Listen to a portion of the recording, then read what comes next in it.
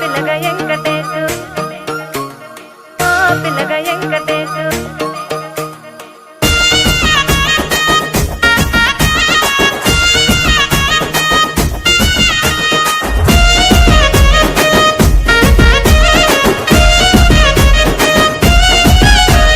సిద్ధిరాల మనసు నాది చిన్నగా పోతుంటావో చూడక పోతుంటావో ఇంట్లో చిన్నదాన్ని నేను సిద్ధిరాల